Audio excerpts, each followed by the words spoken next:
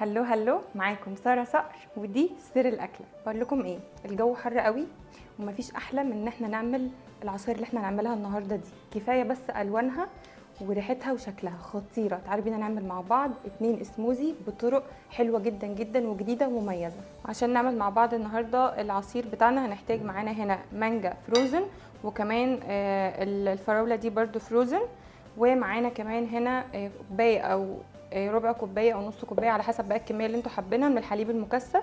وده اللي احنا عملناه مع بعض قبل كده في الفيديو، تقدروا انتوا ترجعوا له وتشوفوا الطريقه بتاعته.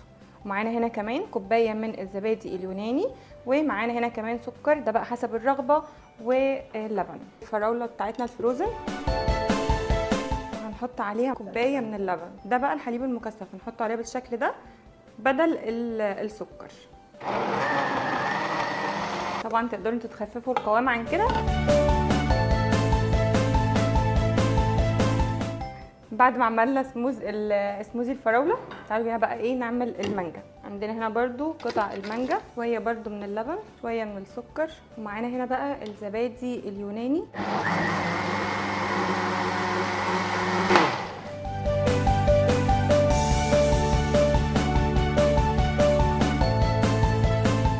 خطير، جربوه وقولوا لي رايكم.